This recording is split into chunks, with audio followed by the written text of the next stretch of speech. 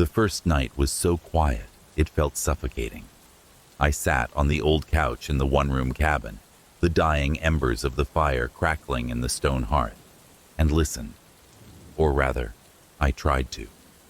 But there was nothing to hear. No crickets, no rustling leaves, not even the whisper of wind rushing through the pine trees. It was as if the whole forest held its breath. I came here to escape, to find solace in nature. Life in the city had been a blur of sirens, honking cars, and the constant pressure of being surrounded by too many people and not enough space. The cabin, tucked deep in a part of the forest few ventured to, was supposed to be the perfect retreat. But as the silence pressed in on me that first night, I found myself almost missing the noise. By the second day, I told myself I was just being paranoid. Silence wasn't dangerous. It was peaceful. At least, that's what I tried to believe.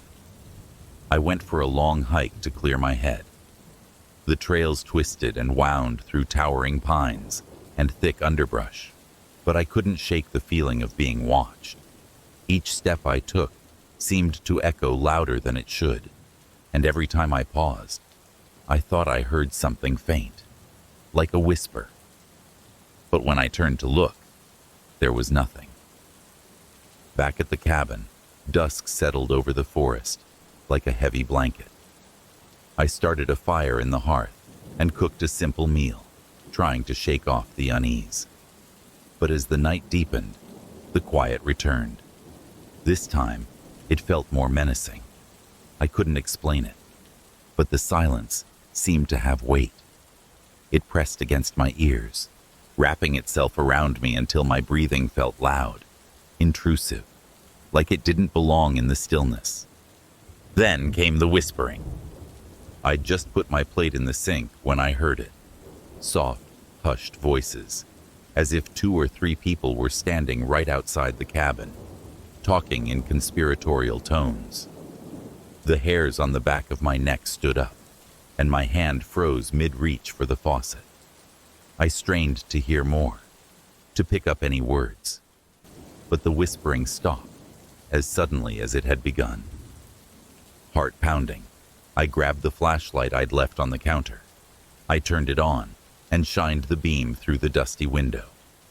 The light cut through the darkness, illuminating the narrow porch and the trees just beyond. But there was nothing. No sign of anyone. Just empty, unmoving forest. I locked the front door, double-checking that it was secure, and then checked the windows. The cabin felt claustrophobic now, the walls pressing in. I took deep breaths, reminding myself that paranoia could make people imagine things. The mind plays tricks, especially in the dark.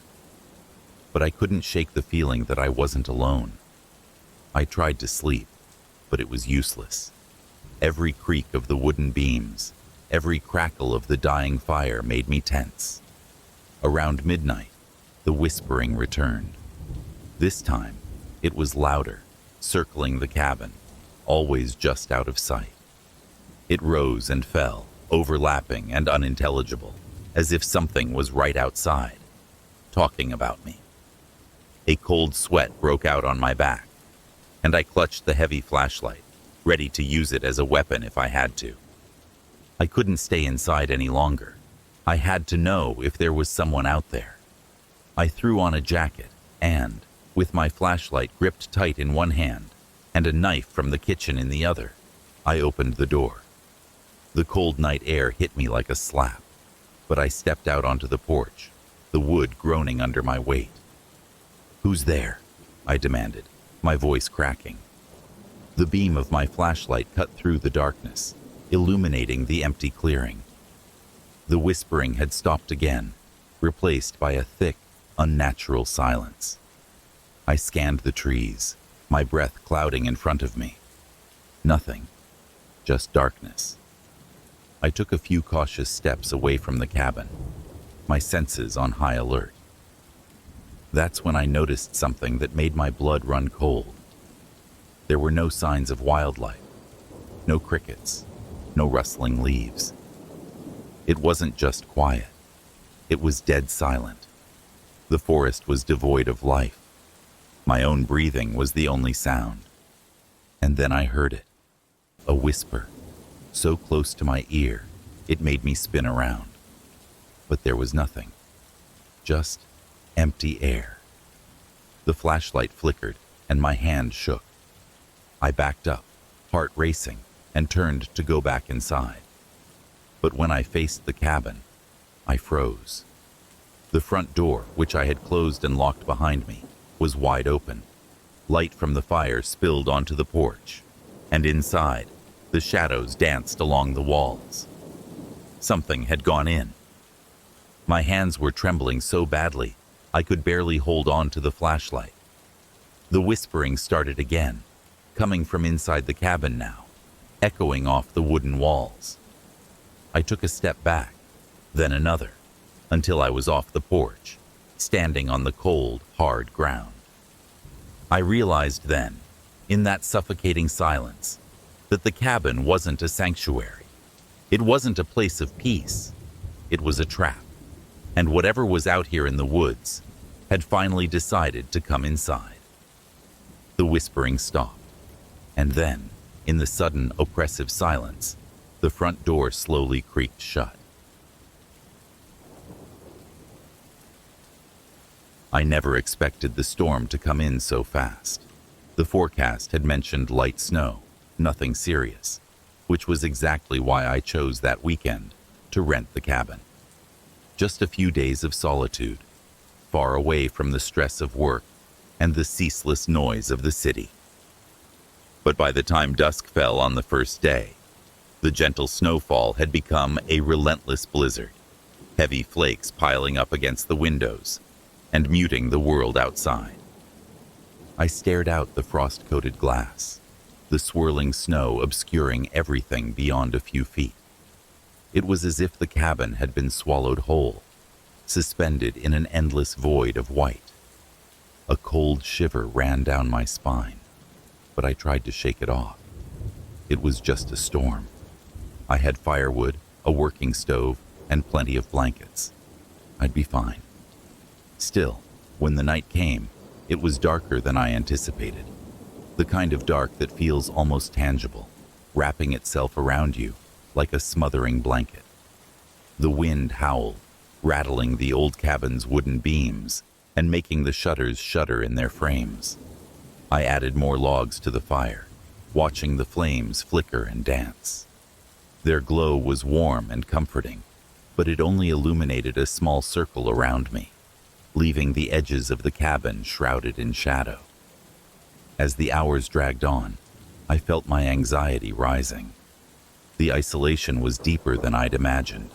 No cell service, no one nearby for miles, just me and the storm. I closed my eyes, trying to focus on the crackling fire, on anything other than the wind and the groaning wood. But then, I heard something, a thud. It was soft but unmistakable, coming from just outside the cabin. My eyes snapped open, and I sat up, straining to listen. The wind roared, making it difficult to hear anything else, but I could have sworn there was another sound, a faint crunch, like footsteps on fresh snow. My heart picked up speed, each beat pounding in my ears. No one should have been out there, not in this weather. Not this far from civilization. I grabbed my flashlight from the coffee table and stood, trying to convince myself it was just a tree branch falling or an animal seeking shelter. But the unease gnawed at me, and I couldn't shake the feeling that something was very wrong. "Hello?" I called, voice wavering. The storm swallowed my words, and the wind carried them off into the darkness. I hesitated before going to the front door, every instinct telling me to stay put. But curiosity and fear pushed me forward. My hand hovered over the cold metal knob, and I took a deep breath.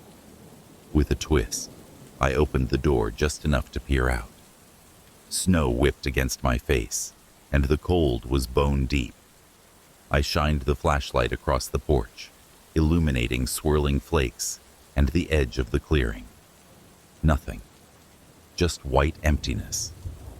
I sighed, relief mixing with the cold air, and started to close the door when I saw them. Footprints. They trailed up to the porch steps, clearly outlined in the snow, but they didn't lead away. Whoever, or whatever, had made them hadn't left. My grip tightened on the door, and I swallowed hard. There was no one there. At least, not that I could see. But the tracks were fresh, still sharp around the edges. I slammed the door shut, my breath coming out in short, panicked gasps. I locked it, then double-checked the bolt, as if that thin piece of metal could keep out whatever had left those footprints. My mind raced, trying to come up with a rational explanation. Maybe I'd missed someone else's cabin nearby, and they'd wandered over for help. But deep down, I knew that wasn't the case. I was alone out here. Or, at least, I was supposed to be.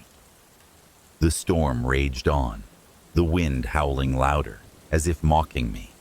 I backed away from the door and grabbed the hatchet I'd brought for splitting firewood. It wasn't much, but it made me feel a little less helpless. I sat by the fire, clutching the hatchet and staring at the door, waiting for something to happen. For hours, there was nothing but the wind and the shifting shadows cast by the flames. Then, just as my eyelids began to droop, I heard it again. Thud. This time, it was louder, like something heavy hitting the side of the cabin. I bolted upright, every nerve on edge. The thud was followed by another, and then another, coming from different directions, as if something, or several somethings, were circling the cabin. My hands tightened on the hatchet, my knuckles white. The noise stopped abruptly, and for a moment, the silence was even more terrifying than the sound. I could barely breathe, straining to hear any hint of movement. Then came a slow, deliberate scratching, right at the back window. My head snapped in that direction, but all I could see was darkness and the frost-covered glass. My pulse thundered in my ears. I took a shaky step toward the window, the floorboards creaking beneath me. The scratching stopped. I froze, waiting, but there was nothing, just stillness. I slowly backed away, my heart hammering, and then the front door handle rattled. It was a small, almost hesitant sound, but it made my blood run cold. The door didn't open, but someone, or something, was trying to get in. "Who's there?" I shouted, voice cracking. The wind answered with another howl, and the door rattled harder. I couldn't see anything through the small window in the door, but I heard a whisper, faint, almost imperceptible, but it was there. "Let me in." My grip on the hatchet faltered. The whisper didn't sound human. It was low, guttural, like something mimicking a person, but getting it all wrong. The door rattled again, more violently this time. I stumbled backward, my mind racing for options. I could barricade the door, try to wait out the storm, or run into the blizzard and risk freezing to death. Before I could decide, the whisper came again, louder. "Let me in." I backed up to the fire, my only source of warmth and safety. The door creaked, the wood splintering slightly under the pressure. Whatever was outside wasn't going to wait much longer.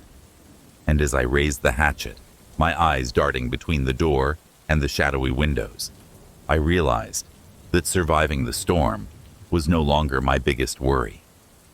The door cracked, the firelight casting flickering shadows, and I knew that whatever had found me in the snow was finally coming inside.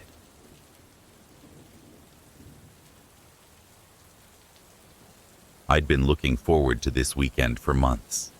A remote cabin in the woods, far from the demands of work, social obligations, and the unending hum of city life. It was supposed to be perfect. Just me, my books, and the quiet. The first day was blissful. I spent it hiking nearby trails, breathing in the crisp, pine-scented air, feeling more alive and free than I had in years.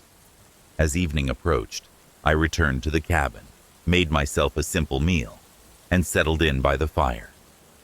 I didn't bother with my phone. There was no service anyway. Just me and the comforting crackle of burning logs. I'd almost forgotten what real solitude felt like. But that night, as I lay in bed staring at the wooden beams overhead, I began to hear something. At first, it was subtle, a distant thud, almost too soft to notice. I told myself it was the cabin settling, an old place groaning in response to the cooling night air. But then the thud came again, this time closer, more deliberate, like a heavy footstep. I sat up, every muscle tense. The sound came from the attic. My heart raced, and I listened so hard my ears hurt. But everything was quiet again. Maybe a squirrel or a raccoon had made its way in. The woods were full of creatures, and the cabin wasn't exactly well fortified. That had to be it. Still, it took a long time for sleep to claim me. The next morning, I tried to shake off the unease. I forced myself to go back outside, to breathe in the fresh air and let the sun burn away the anxiety that had settled in my chest. But even out in the bright daylight, I couldn't shake the feeling of being watched. I caught myself glancing over my shoulder, my eyes searching the shadows between the trees. Nothing was there, of course. Just wild, empty forest. Back inside, I made lunch and tried to read, but I couldn't focus. The cabin felt different now. Each creak of the floorboards, each whisper of wind against the windows, set me on edge. I cursed myself for being paranoid, but I couldn't shake the sensation that I wasn't alone. As night fell once again, the sense of isolation became stifling. I made sure the doors were locked, checked the windows, and even shoved a chair under the front door handle for good measure. When I finally crawled into bed, exhaustion made my limbs heavy. I just needed to sleep, I told myself. Everything would be better in the morning. But then, the footsteps came again. This time, they weren't confined to the attic. They moved slowly, deliberately, across the wooden floor above me. My heart pounded as I held my breath, straining to make sense of what I was hearing. They stopped, and for a few moments, there was nothing. Just the sound of my own pulse, deafening in the stillness. Then I heard the unmistakable creak of the attic hatch in the hallway being pushed open. I couldn't move. My body was frozen, muscles locked in fear. The hatch opening was slow, deliberate, the sound of old wood grinding against itself. I clutched the sheets, terrified that any movement or sound would give me away. My mind raced with 1,000 horrible possibilities. What if someone had been living in the cabin before me? What if they'd been watching, waiting for the right moment? Another noise followed, the soft thump of feet landing on the hallway floor. The footsteps resumed, this time coming down the hallway toward my bedroom. I swallowed hard, my mouth dry as dust. There was no place to hide, nowhere to go. I couldn't even muster the courage to get out of bed and grab something to defend myself. The footsteps grew louder, closer, and then stopped just outside my door. Silence fell once more, and it was so heavy, so absolute, that I thought I'd imagined everything. But then, the doorknob twisted. The door didn't open. The knob rattled once, twice, and then went still. My mind screamed at me to run, to hide, but I couldn't make my body move. I watched the doorknob, my vision blurring with fear. Then, without warning, the door creaked open an inch. Nothing moved. The hallway was pitch black, the fire from the living room barely casting enough light to touch the edges of the darkness. I wanted to call out, to scream, but my voice was trapped in my throat. A shadow fell across the gap, and my breath caught. Something stood there, silent, watching.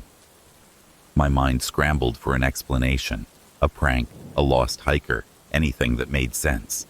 But I knew deep down that whatever was at my door wasn't supposed to be there.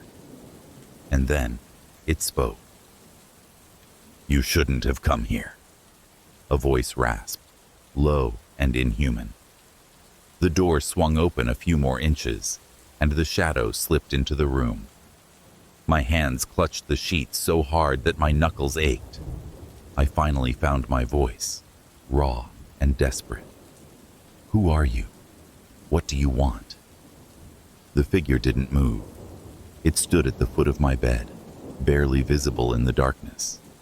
The fire in the other room crackled, casting flickering shadows, and I could almost make out its shape. Almost. "You shouldn't have come," it whispered again. And then, before I could react, the thing turned and vanished into the hallway. The door slammed shut, and the cabin fell silent once more. I didn't sleep for the rest of the night. I sat there, shivering, waiting for it to come back. But it never did. The footsteps, the voice, the shadow, all were gone.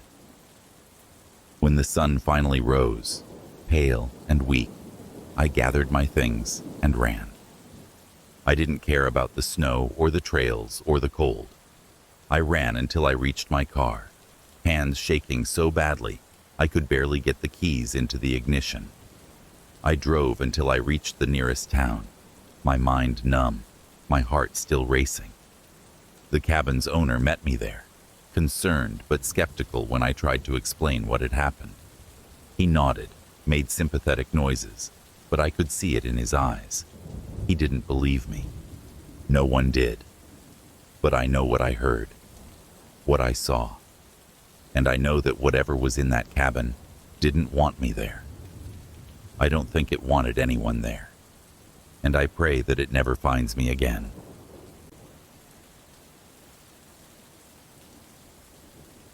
The old log cabin sat quietly in the dense wilderness of upstate New York, just a few feet from the mirror-like surface of Blackwater Lake.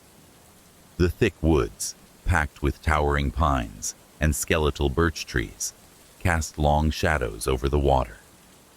Thin streaks of autumn sunlight pierced the mist, clinging stubbornly to the shoreline, creating an unsettling silver glow that settled uneasily in my gut. I pulled my old Land Rover into the gravel driveway, the tires crunching softly and echoing through the quiet like a warning. I killed the engine and took a moment to take in the scene. The cabin looked exactly like the online listing, rugged, weathered wood and a slanting porch complete with a swinging bench. The scent of damp moss and mildew wafted through the open window, and I shivered. It was just cold enough to make the hairs on the back of my neck stand on end. Grabbing my Canon EOS from the passenger seat, I stepped out of the car and stretched, my back cracking in protest from the long drive.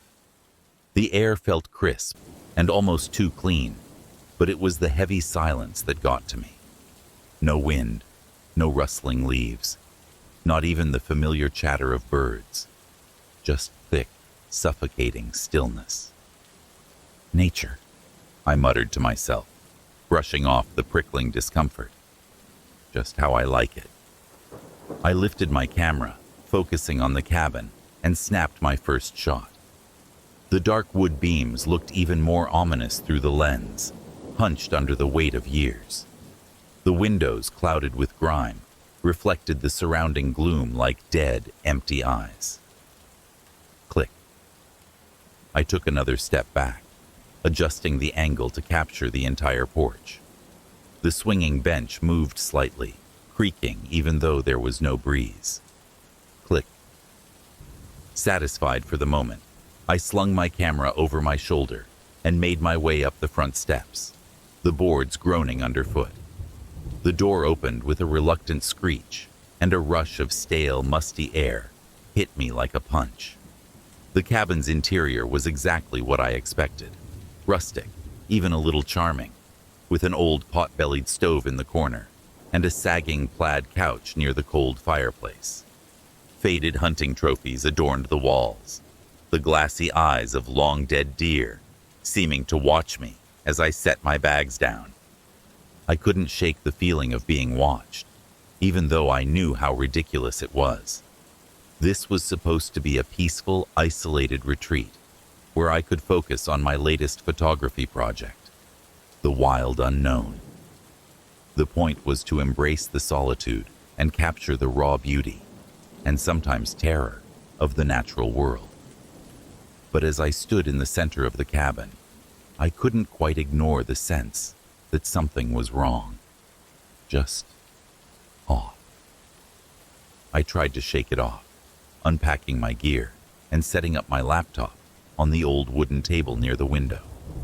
As I did, I kept catching myself glancing over my shoulder. The empty cabin was getting to me faster than I expected. I needed to get outside, keep shooting. Camera in hand, I ventured back out to the lake, the ground spongy and damp beneath my boots. I spent the next few hours capturing the woods, the lake, the way the light filtered through the branches like ghostly fingers. The scenery was stunning, but the creeping unease never left me. Each photo I took felt charged, as if the forest itself was holding its breath. When the light started to fade, I made my way back to the cabin. Inside, the shadows had grown long, stretching across the floor like reaching arms. I fired up the old wood stove, the warmth doing little to drive away the chill in my bones, and uploaded the photos to my laptop. The screen glowed in the dim room, and I sat down, eager to see the results. The images were good, even better than I'd hoped. The contrast of light and shadow made everything look otherworldly. But as I flipped through the photos, something stopped me cold. My hand hovered over the touchpad, the hairs on my arms standing on end. There was something, no, someone, in one of the photos of the cabin. A dark figure stood at the edge of the porch, blurred but unmistakable, as if caught mid-step. I zoomed in, my breath coming faster. The figure was tall and hunched, with limbs that looked too long, almost insect-like. The face was shrouded in shadow, but 2 pinpricks of light glinted where the eyes should be. My mouth went dry. No one else was here. I knew that for certain. I'd been alone. My heart pounded as I clicked through the next photo. The figure was closer, standing on the porch, facing the camera. The next image showed it on the ground, half-turned, as if in motion, moving toward me. I swallowed hard, glancing at the window next to me. The glass reflected only the dim glow of my laptop screen. The room felt colder, a creeping, icy draft making me shiver. My breath came out in little white puffs. Something creaked behind me, slow and deliberate. My muscles tensed, every instinct screaming at me to turn around. But I couldn't move. The room grew colder still, and I clenched my teeth to keep them from chattering. Then I felt it, a hand, heavy and ice-cold, landing on my shoulder.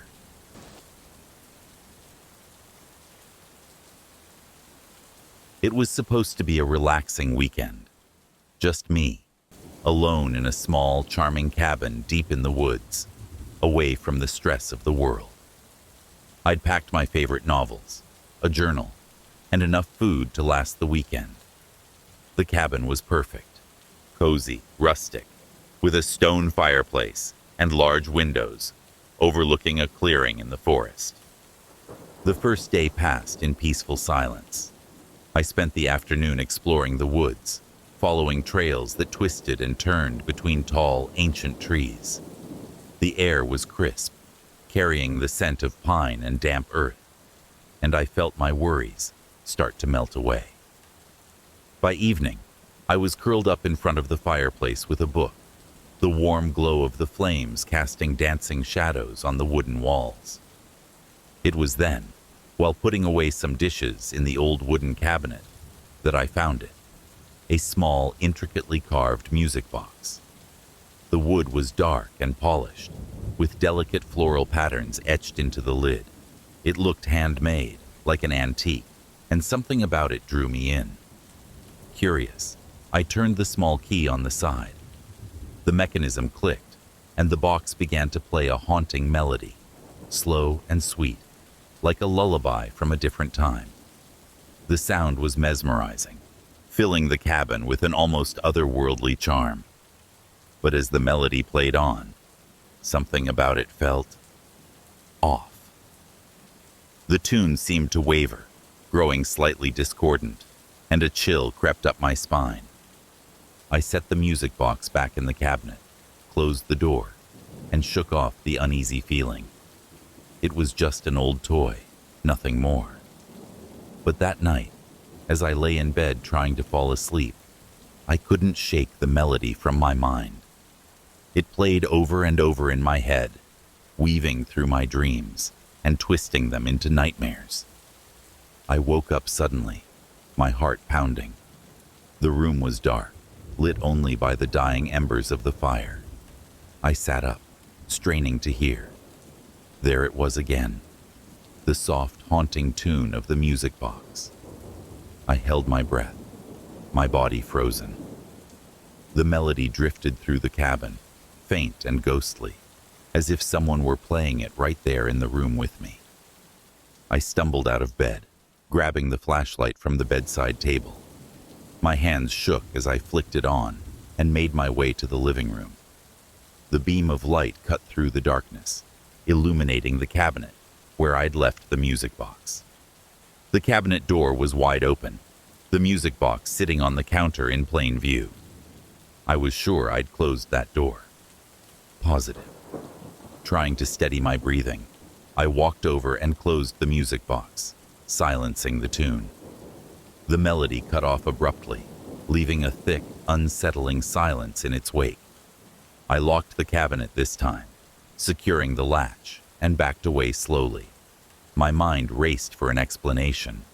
Maybe I hadn't closed it properly earlier. Maybe the box had just kept playing somehow. But deep down, I didn't believe my own excuses. Back in bed, I kept the flashlight clutched tightly in my hand, the beam illuminating the ceiling. Sleep didn't come easily, and when it did, it was restless. The next day, the sun did little to calm my nerves. I spent most of the morning hiking, trying to shake off the unease that clung to me. But even in the daylight, I couldn't stop thinking about the music box. The woods, which had seemed inviting and serene the day before, now felt shadowed and oppressive. I kept hearing rustling in the underbrush and seeing movement out of the corner of my eye. But whenever I turned, nothing was there. Back at the cabin, I considered leaving early, but I didn't want to admit to myself that I was scared. It was just an old music box, I kept repeating. Nothing to be afraid of. But that night, the music played again. I woke to the same haunting melody, only this time, it sounded closer.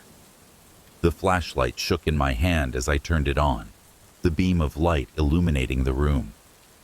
The music wasn't coming from the cabinet. It was coming from my nightstand. My breath caught in my throat. The music box sat there, lid open, playing its eerie lullaby. I grabbed it, my hands trembling. The wood felt unnaturally cold. With a burst of panic, I threw it across the room, and it crashed into the wall, the melody cutting off in an awful, jarring clatter. The box lay still on the floor, the lid cracked, but the silence that followed was even worse. I felt something shift in the cabin, like a presence that had been sleeping was now awake and aware. I bolted up, grabbing my keys and throwing on a jacket. I didn't care that it was the middle of the night. I needed to leave. But just as I reached the door, I heard something. A whisper. soft, broken, like the creak of old wood, but unmistakable. "Don't go." I froze, hand on the doorknob. The whisper came from behind me, from the direction of the music box. I wanted to run, to scream, but I couldn't move. I could feel a presence, heavy and watching, as if the shadows themselves were alive. Then the whisper came again, softer, more insistent. "Stay. Play with me." My mind was screaming at me to get out. I yanked the door open and stumbled into the cold night air, not even bothering to grab my bag. The snow crunched under my boots as I ran to my car, fumbling with the keys. The cabin loomed behind me, dark and foreboding, and as I finally got the car door open, I dared one last look back. The window was lit from within by the glow of the dying fire, and in the shadows, I saw it, a shape, almost human, standing by the shattered music box. It watched me, unmoving, as I slammed the car door shut and sped away down the winding road. I didn't stop until I reached town. I never went back to that cabin, and I never found out what haunted it. But even now, when I'm alone at night, I swear I can hear that same haunting lullaby, echoing somewhere far off in the distance, reminding me that some things are better left undisturbed.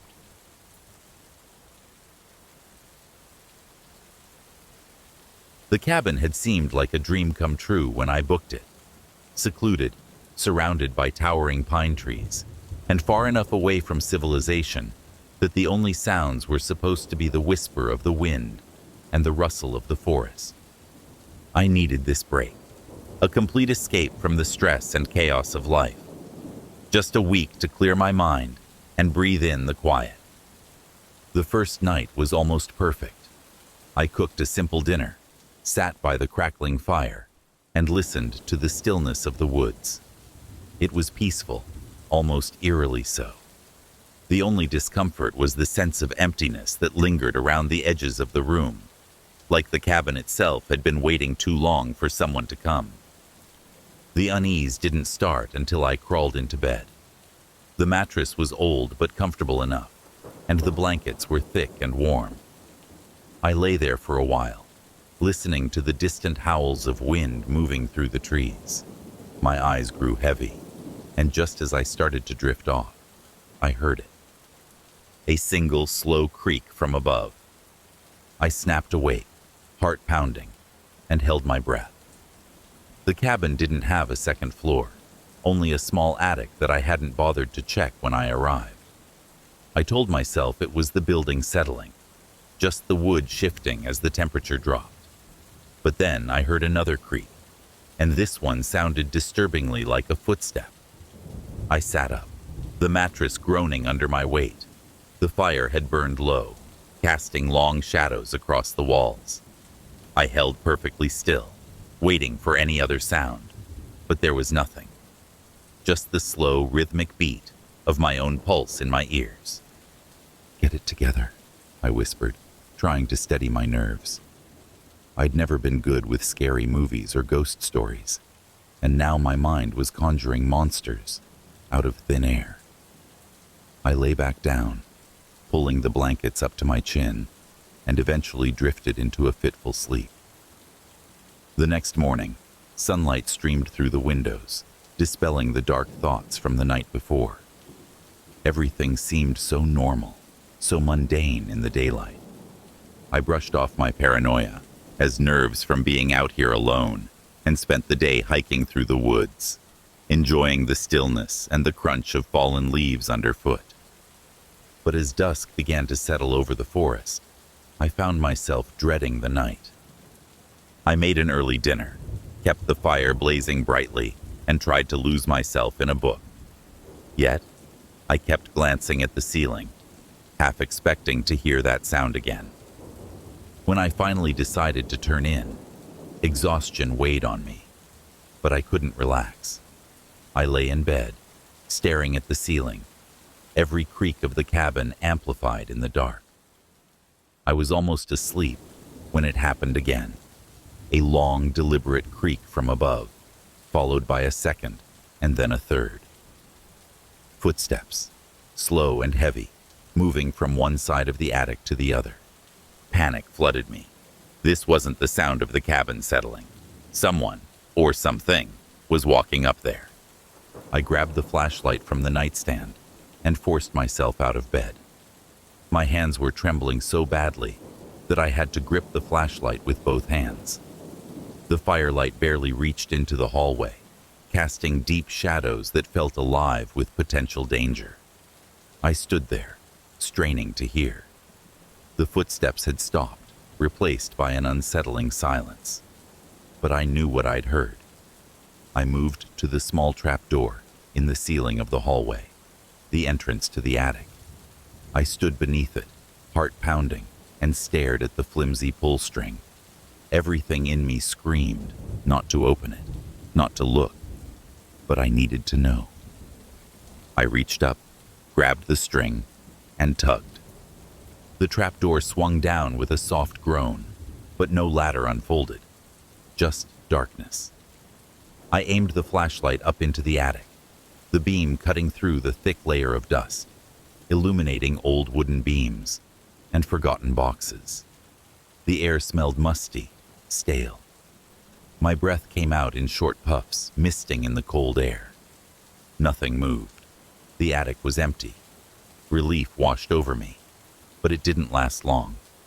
As I backed away, the trapdoor slammed shut on its own, the force shaking dust loose from the ceiling. I stumbled back, nearly dropping the flashlight. My pulse thundered in my ears, and I felt that sense of being watched, as if 1,000 unseen eyes were staring at me from the darkness above. "Hello?" I called, my voice wavering. The silence that answered was almost mocking. Shaking, I retreated to the bedroom, locking the door behind me, even though it felt laughably insufficient. I sat on the edge of the bed, clutching the flashlight, and stayed awake for hours, listening for any more sounds from the attic. But the footsteps didn't return. The third day, the atmosphere in the cabin felt different. I couldn't explain it, but the air seemed heavier, the shadows longer, more oppressive. I considered leaving, but the idea of hiking back to civilization in the dwindling daylight made me hesitate. I decided to stay, convincing myself that I'd just imagined things, that the stress of isolation was getting to me. Night fell, and I prepared myself for another long, tense evening. I didn't even bother trying to sleep this time. I sat by the fire, hatchet in hand, my eyes glued to the hallway and the closed attic door. The flames cast flickering light across the walls, and every time the shadows shifted, I felt my nerves fray a little more. It was around midnight when the footsteps started again. This time, they didn't stop. They moved slowly, methodically, from one end of the attic to the other, then back again.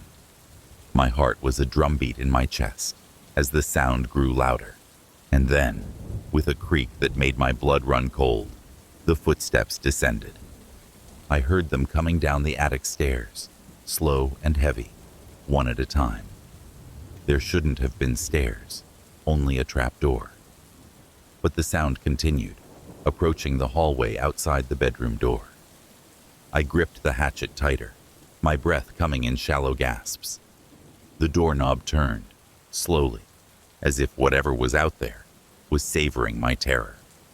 The door didn't open, but the knob rattled, and then a whisper drifted through the wood, low and inhuman. "Let me in." I scrambled back, pressing myself against the wall, hatchet raised.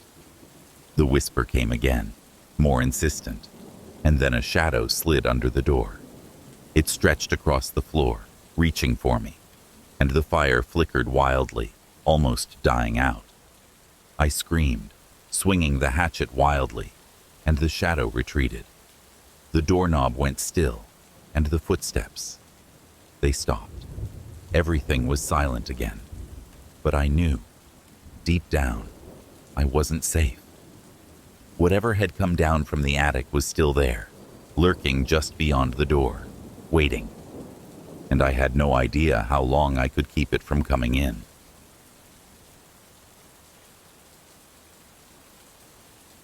The dense woods loomed over the cabin like silent sentinels, the skeletal fingers of the birch trees twisting and arching high against a slate-gray sky.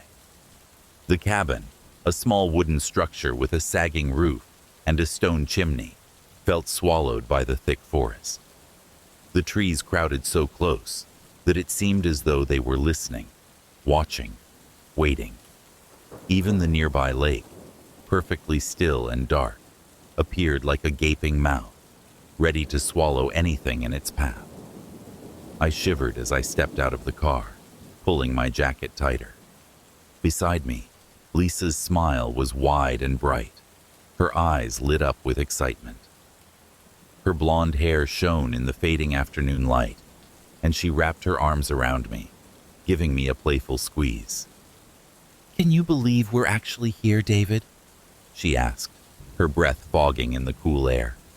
"Our first adventure as newlyweds." I forced a smile. "Yeah," I replied, trying to match her enthusiasm. But the truth was that I had a bad feeling about this place. Something about the oppressive quiet, the weight of the woods pressing in from all sides, made my skin crawl. But I didn't want to ruin her excitement, so I grabbed our bags and followed her inside. The cabin was rustic, but not in a charming way. Dust coated the wooden beams, and the floorboards creaked ominously with every step. An old, moth-eaten rug lay curled in the center of the living room, and a stone fireplace stood cold and dark. Lisa didn't seem to notice the gloom, her laughter echoing as she explored our weekend retreat. That first evening passed without incident. We lit a fire, ate canned soup, and talked about our future. Lisa's laughter filled the cabin, warming the cold, dark corners, and I almost managed to relax. Almost. By the time we climbed into bed, exhaustion had set in, but I found myself staring at the ceiling, listening. The silence outside was unnatural, not a single rustle of leaves or whisper of wind. Just the kind of quiet that made my ears strain for any sound, any movement. At some point, I must have drifted off, because I was suddenly jolted awake. The clock on the nightstand glowed 3:12 a.m. I blinked groggily, trying to figure out what had woken me, when I noticed that Lisa wasn't beside me. The covers on her side were thrown back, and the cabin felt colder than ever, the chill sinking deep into my bones. I listened, and then I heard it. A faint creaking, coming from somewhere down the hall. The bathroom door, maybe. It was probably Lisa, using the toilet. I rubbed my eyes and sighed, turning onto my side, willing myself to go back to sleep. But then something moved under the covers. I froze, my breath catching in my throat. The sensation was faint, but unmistakable, like a gentle shifting beneath the blanket. My mind raced, trying to rationalize it. Maybe Lisa had already climbed back into bed and was playing a prank on me. That would be just like her, to sneak back in and try to scare me. A nervous laugh bubbled in my chest. "Okay, Lisa," I whispered, reaching out to lift the covers. "You got me." But when I flipped the blanket up, the space next to me was empty. My heart thumped painfully against my ribs. I stared at the untouched, empty side of the bed, my fingers clenching the edge of the sheet. "Lisa?" I called out, louder this time, my voice cracking. No response, just the heavy, suffocating silence pressing in from every corner of the cabin. I tried to laugh it off, shaking my head. I had to be imagining things, a trick of exhaustion. I lay back down, pulling the covers up to my chin. My eyes darted to the bedroom door, which was cracked open, showing only the yawning darkness of the hallway beyond. I closed my eyes, taking a deep breath, trying to steady my nerves. But before I could convince myself to relax, I felt it again. Movement under the covers. This time, it was unmistakable. A slow, deliberate slithering that traveled from the foot of the bed, inching closer and closer to my chest. My entire body went rigid, the hairs on my arms standing on end. My fingers gripped the sheets so tightly that my knuckles turned white. I didn't want to look. Every instinct screamed at me to stay perfectly still, to pretend I hadn't noticed. But the sensation continued, relentless, creeping closer and closer, until it felt like it was right beneath my chin. I couldn't take it anymore. My hand trembled as I reached for the edge of the blanket, and I yanked it up in one swift motion. A face stared back at me from under the covers, pale, almost glowing, with skin as white as bone. The eyes were black pits, empty and soulless, and the mouth was twisted into a ghastly grin. The thing's face hovered mere inches from mine, so close I could feel the icy cold radiating off its skin. My scream caught in my throat, a strangled, choked sound. The face didn't move, didn't blink. It just watched me, that horrid grin widening ever so slightly.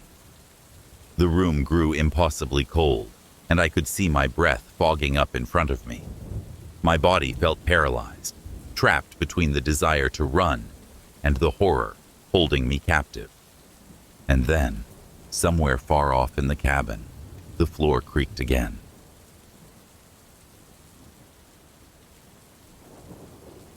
The cabin had been left to me by a distant uncle, a man I barely knew. It sat deep in the woods, practically hidden by the surrounding pines and ancient oaks. He had used it as a hunting retreat, a place to escape the world. When I first arrived, I understood why. It was remote, peaceful, and the kind of place where you could go days without seeing another person. The interior was simple. A small living room with an old stone fireplace, a kitchen with rustic appliances, and a single bedroom. The floorboards creaked with age, and the walls were lined with old, faded photographs and deer antlers. I'd come here to settle the estate and decide what to do with the property. Maybe sell it off if I didn't like the isolation. The first night passed without incident. I lit a fire, made a modest meal, and fell asleep to the sound of crickets outside. The cabin was cozy, if not a bit dusty and worn. But by the second day, I started to notice things that made my skin prickle. As I wandered the woods, I had the distinct feeling that I was being watched. I kept glancing over my shoulder, sure that I'd catch someone, or something, staring back at me. But each time, there was only the forest, silent and still. When evening fell, I decided to explore the cabin more thoroughly, hoping to uncover a bit of family history. In the bedroom closet, buried beneath old hunting gear and moth-eaten jackets, I found a leather-bound journal. My uncle's name was scrawled across the front, the ink faded but still legible. I sat down by the fireplace, curiosity getting the better of me, and began to read.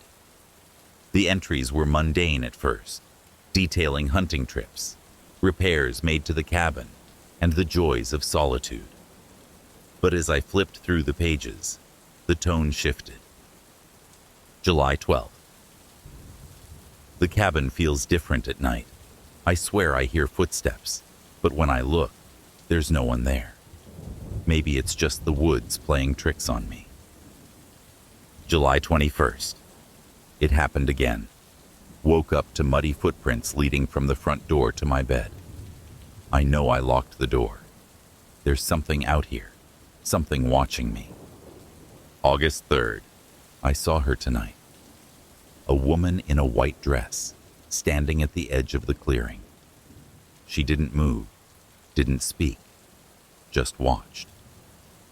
When I went out to confront her, she vanished. A cold chill ran down my spine. The last entry was short, written in a shaky hand. August 10th. I can't leave. She won't let me. Whoever finds this, be careful. She's always watching. I closed the journal, my hands trembling. The fire crackled behind me, but the warmth did little to ease the icy fear crawling up my neck. I tried to brush it off. Maybe my uncle had been old, confused. Maybe he'd imagined things after spending too much time alone out here. But as I stood to put the journal away, I saw them. Muddy footprints leading from the front door, across the living room, and stopping right at the chair I'd been sitting in. My breath caught, and I turned to the front door, my heart pounding. It was shut, locked tight. I hadn't heard anyone come in, hadn't seen any movement. I ran my hand over the footprints, smudging the dirt, and praying I'd just missed them when I came in. But deep down, I knew better. Night closed in quickly, and the unease didn't leave me. Every creak of the cabin, every rustle of leaves outside, made me jump. I stayed by the fire, unwilling to go to bed, clutching a heavy flashlight in one hand. Hours passed, and my nerves were frayed. Finally, exhausted, I began to drift off, the firelight casting comforting shadows on the walls. That's when I heard it. Soft, deliberate footsteps coming from the kitchen. I froze, barely daring to breathe. The footsteps moved slowly, almost methodically, toward the living room. I shined the flashlight in that direction, but there was nothing there. Just the empty kitchen, the shadows pooling in the corners. I stood, the floor creaking beneath me, and tried to calm my racing heart. "Hello?" I called, my voice trembling. The cabin swallowed the sound, offering no reply. But then, out of the corner of my eye, I saw movement. I spun around, the flashlight beam slicing through the dark. The shadows on the wall seemed to shift, almost as if they were alive. And then I heard it, a whisper, soft and mournful, echoing through the room. "Why did you come back?" The voice was that of a woman, faint and full of sorrow. The hair on the back of my neck stood up, and I stumbled backward, almost dropping the flashlight. The journal had mentioned a woman, the same woman my uncle had seen. I clutched the light tighter, my eyes darting around the room. "Who are you?" I managed to croak, my voice barely audible. The fire crackled, and for a moment, the shadows parted.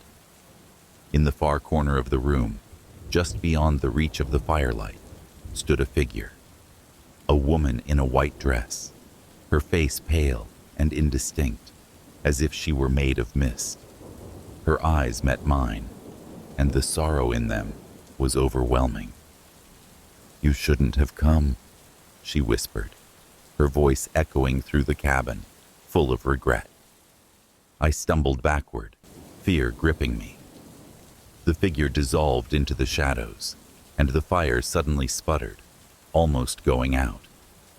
The room grew cold, unbearably so, and the muddy footprints on the floor seemed to grow darker, more defined. I bolted. Grabbing my keys, I didn't stop to gather my things. I ran out of the cabin into the freezing night, not caring about the biting wind or the darkness of the woods. I reached my car, my hands shaking so badly I fumbled with the keys. When the engine finally roared to life, I sped away, the cabin shrinking behind me in the rearview mirror. I haven't gone back. The property remains unsold, the cabin abandoned. Sometimes, I wonder if my uncle had tried to leave too, only to be trapped there by whatever haunted those woods. And sometimes, late at night, I think about the sorrow in that woman's eyes and wonder what kept her there, bound to that cabin, forever watching, and why she didn't want me to stay.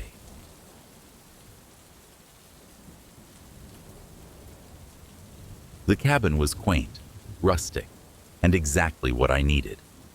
It was set deep in the woods, where the air was crisp and full of the smell of pine, and where the only sounds were the rustle of leaves and the occasional caw of a distant bird. I'd rented it for a week to escape the chaos of my everyday life, hoping to find some peace and maybe a bit of inspiration for my writing. The first day passed quietly. I spent the afternoon unpacking, exploring the area, and making a simple dinner in the cabin's small, outdated kitchen. As night fell, I sat by the fireplace, watching the flames dance, and finally began to feel the tension in my body ease. This was going to be perfect, I told myself. But as the clock ticked closer to midnight, that sense of tranquility began to fade. The fire had burned down to embers, and the darkness pressed against the windows like a living thing. The silence felt heavy, as if the woods were holding their breath. I had just begun to think about heading to bed when it happened. Knock, knock, knock. I jolted upright, the sound reverberating through the cabin.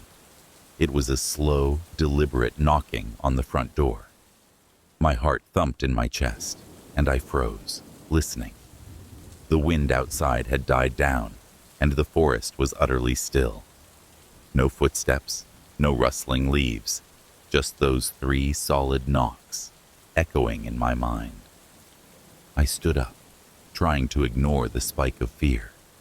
It had to be a lost hiker or a camper, someone looking for help. I made my way to the door, my bare feet creaking on the wooden floor, and peered out through the small window. Darkness stared back at me. The porch light only illuminated a few feet of the wooden steps, and beyond that, the woods were an inky black void. There was no one there. I exhaled shakily and opened the door, the cold night air rushing in. "Hello?" I called, my voice sounding small and unsure.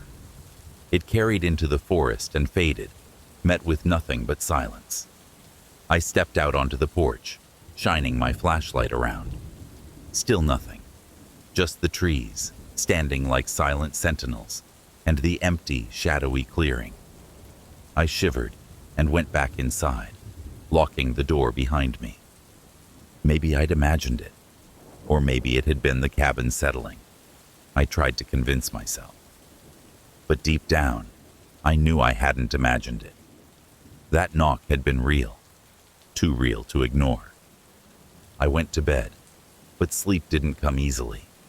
I kept listening, waiting for the sound to come again. The hours crawled by, and eventually, I drifted off into a restless sleep. The next night, I was prepared. I kept my flashlight and a heavy wrench from the toolbox within arm's reach, the front door securely locked. The fire in the hearth roared, its glow comforting in the otherwise shadowy cabin.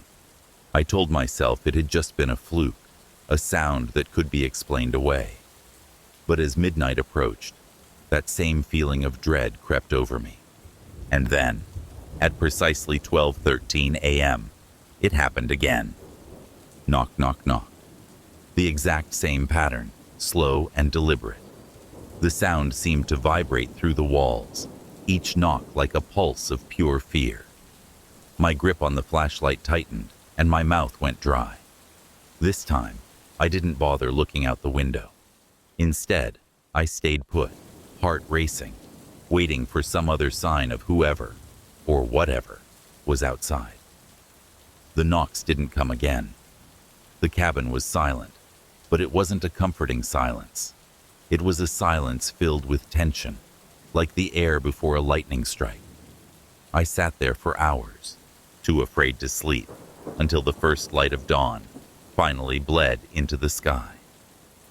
I spent the next day trying to convince myself to leave. I even packed my bag, but then I felt ridiculous. I'd spent good money renting the cabin, and I couldn't let a couple of mysterious knocks ruin my trip. Maybe it was some local prankster, or maybe there was a logical explanation I just hadn't thought of. I was not going to let my imagination get the better of me. Night fell again, and with it came an almost unbearable sense of anticipation. I had every light in the cabin on, the fire blazing high. Midnight ticked by, and then nothing. No knock, no sound at all. I let out a breath I didn't realize I'd been holding, relief washing over me. Maybe it really had been nothing, just the forest playing tricks on me. But then, at 2:13 a.m., the knocking returned. Knock, knock, knock. It was louder this time, more insistent. The hair on the back of my neck stood up. I grabbed the flashlight and the wrench and tiptoed to the door, every instinct screaming at me to stay away. But I couldn't help myself. I had to know. I pressed my ear against the wood, listening. Nothing. Just the same horrible silence. But when I turned to move away, a voice came from the other side of the door. A whisper, soft and almost pleading. "Let me in." I stumbled backward, dropping the flashlight. The voice had sounded wrong, not quite human. It was distorted, as if whoever was speaking didn't quite understand how to form words. My hands shook as I fumbled for the flashlight, its beam dancing wildly over the walls. The knocking started again, more frantic, and the voice came back, louder this time. "Let me in." I backed away, my heart slamming in my chest. The fire flickered, the shadows on the walls growing longer, stretching like grasping hands. I didn't dare go near the door again, not after hearing that voice. I stayed in the corner of the room, flashlight aimed at the door, wrench in my other hand, too terrified to breathe. Eventually, the knocking stopped, and the voice went silent. But I knew, deep down, that whatever had come to the door wasn't gone. It was out there, waiting, biding its time, and it would come back. I never made it to morning. As soon as the first slivers of dawn broke over the horizon, I grabbed my things and left that cabin behind, driving as fast as I could back to civilization. I don't know who or what was knocking on that door, and I never want to find out. But sometimes, in the dead of night, I still hear it in my dreams. Slow, deliberate knocks, and that whispering voice. "Let me in."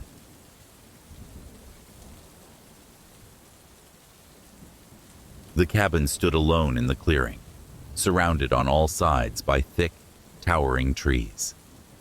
The rental listing had promised a secluded, quiet getaway, and it had certainly delivered. The isolation was absolute. The nearest neighbor was miles away, and even cell service was a distant memory. It was perfect, or so I thought. My first day in the cabin was uneventful, even serene.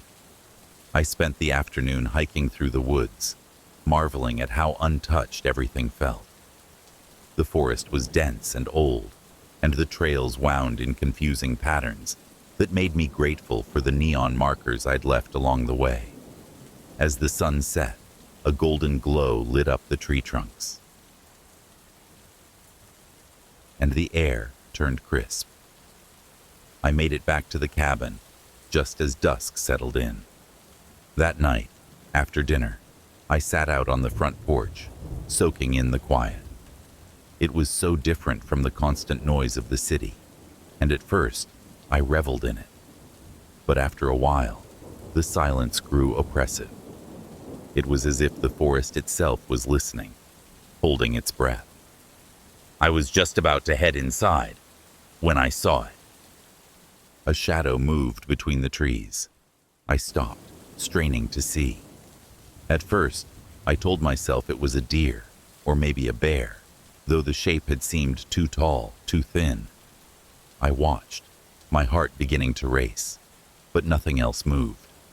The forest was still, shrouded in twilight. Shaking it off, I stepped inside and locked the door behind me. Maybe I was more nervous about being alone out here than I'd realized.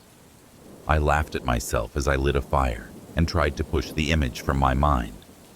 But even as the flames crackled, and I buried myself in a book. I kept glancing out the window, half expecting to see something staring back. The next morning was bright and clear. Sunlight streamed through the trees, and the memory of the shadow seemed almost silly. I spent the day exploring the woods again, venturing deeper this time. The trails twisted and turned, but I had a good sense of direction and kept an eye out for the neon markers I'd left behind. I didn't think much of the shadows as I wandered, until I came upon a section of woods that felt wrong. The air was colder here, and the trees were closer together, their branches tangled in a way that blocked out most of the light. A chill ran down my spine, and for no particular reason, I felt unwelcome. I turned back, telling myself it was just my imagination, but I couldn't shake the feeling that something had been watching me from the darkness. Back at the cabin, I tried to relax. I made a big dinner and even had a glass of wine to calm my nerves. But as the sun dipped below the horizon and the sky turned that deep, unsettling shade of blue, I felt the unease return. I locked the doors and drew the curtains, determined to ignore whatever was gnawing at me. Just as I was about to settle in for the night, I heard it. A faint, rustling noise coming from the edge of the woods.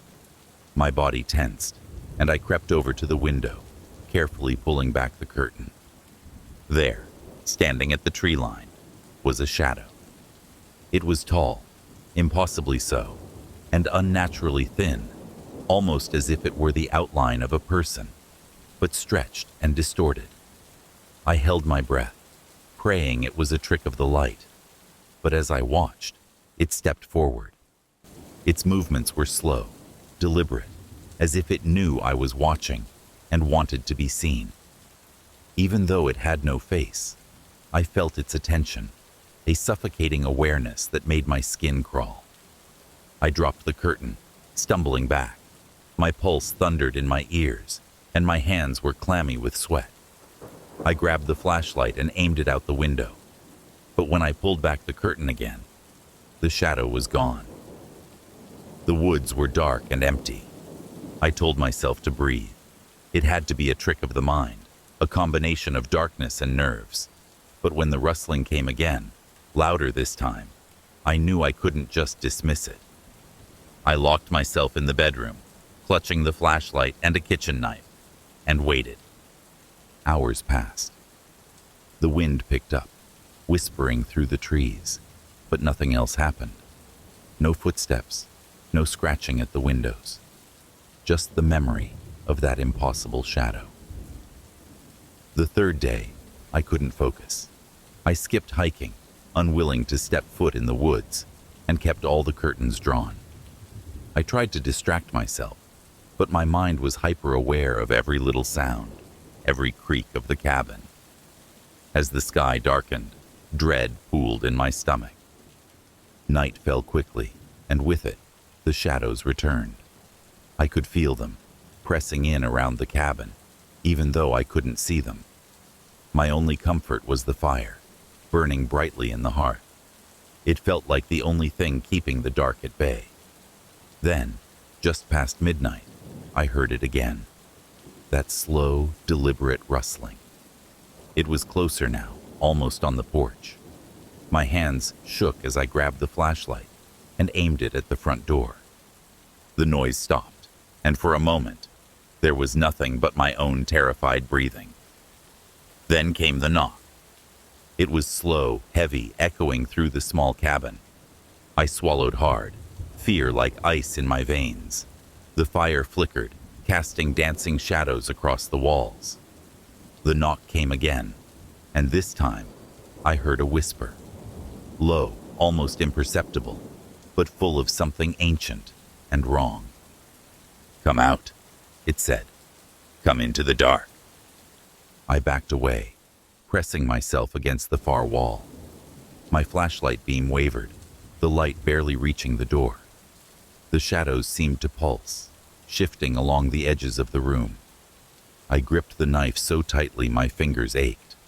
The whisper came again, more insistent. "Come out." The door rattled, and I screamed, the sound echoing through the cabin. The fire roared, as if in defiance, and the knocking stopped. Silence fell, but it wasn't a comforting silence. It was the kind that told me whatever was out there wasn't finished, just waiting. I spent the rest of the night huddled by the fire, unwilling to move, until the first rays of dawn began to filter through the curtains. When the sun rose, I gathered my things and left, heart pounding with every step I took to the car.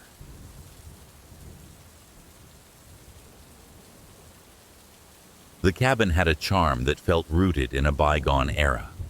It was tucked away in a forest so deep that the world outside seemed to melt away. The wood was weathered, the floors creaky, and the smell of pine lingered in every room. It was exactly the sort of place I needed to disconnect and find some quiet. The first day was filled with simple pleasures: a hike through the woods, a hearty meal cooked over the wood-burning stove, and the comforting warmth of the fireplace. As I explored the cabin, I noticed how old and full of history it felt. There were antiques everywhere: an ancient radio, old hunting trophies, and furniture that looked like it had been crafted by hand a century ago. It was that evening, as the sky turned a dusky shade of purple, that I found the letters. I was stacking firewood in the corner when I accidentally knocked over a small table.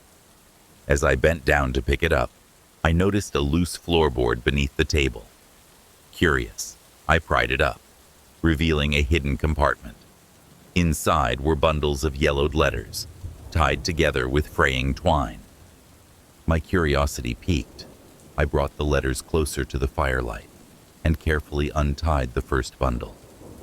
The handwriting was elegant, almost old-fashioned, and dated over 50 years ago. The first letter read like a love note, filled with poetic descriptions of the forest and the simple joys of cabin life. But as I read on, the tone began to change. June 5th, 1972. The cabin feels different now. The woods have grown quiet, too quiet. At night, there are whispers, soft and almost imperceptible, coming from somewhere deep in the trees. I try to convince myself it's just the wind, but it sounds human. June 12, 1972. Something is wrong. Last night, I woke up to the sound of footsteps outside the cabin. I checked, but no one was there. The footprints in the dirt were clear, though, large, heavy, and circling the entire cabin. Whoever it is, they're watching me. June 19th, 1972. I can't sleep anymore. The whispers have gotten louder, closer, and now there's something scratching at the windows, like nails dragging over the glass. I don't know how much longer I can stay here. June 25th, 1972. I've locked every door, every window, but it doesn't matter. Last night, I heard it inside the cabin. It was moving through the living room, whispering my name. Please, if someone finds this, be careful. The woods are not empty. My hands trembled as I read the last letter. The air in the cabin seemed colder now, and the shadows cast by the firelight felt longer, more menacing. I tried to brush it off as a fanciful imagination, a relic of the past. People could get paranoid living out here in the woods, especially before cell phones and easy access to the outside world. I bundled the letters back up and put them away, but I couldn't shake the uneasy feeling. I decided to pour myself a glass of wine and distract myself with a book. But every time the wind brushed against the cabin or the fire popped, I jumped. I couldn't stop thinking about the letters, about the whispers. By the time night had fully descended, I was on edge. The fire was low, and the shadows seemed to reach further into the room. I locked the doors and windows, double-checking every latch, and sat with my back against the wall, facing the living room. That's when I heard it.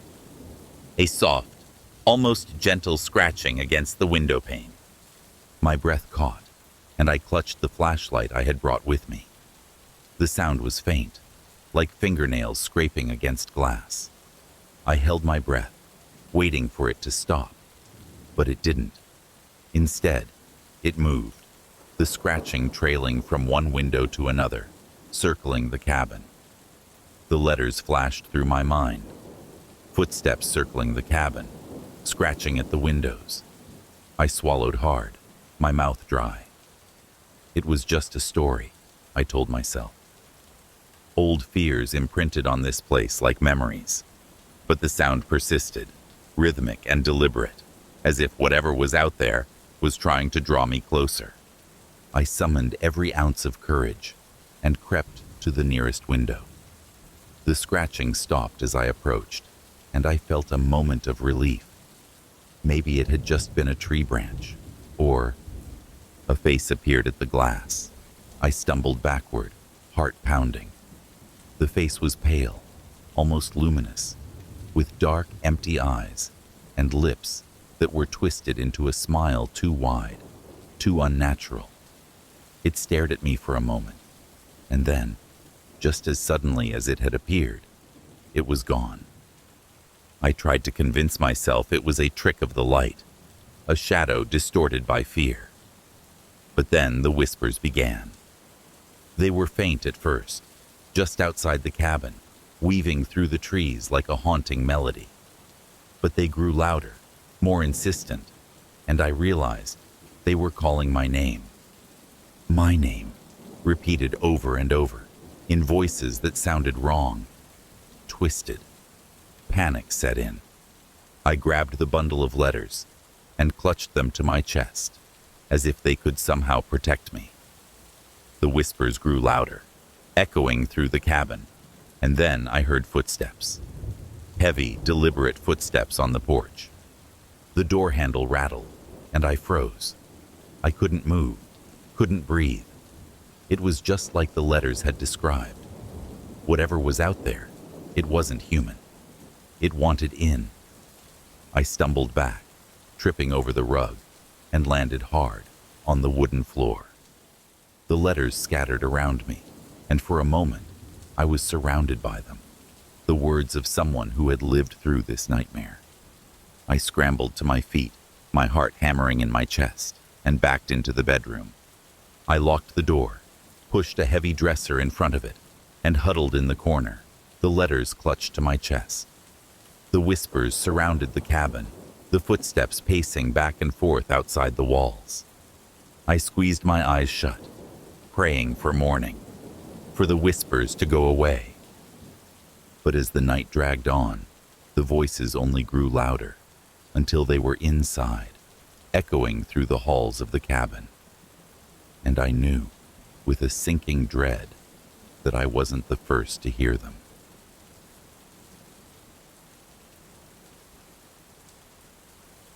The drive into the woods had been long, the kind that turned paved roads into gravel, and then into little more than rutted dirt paths, snaking between dark pines.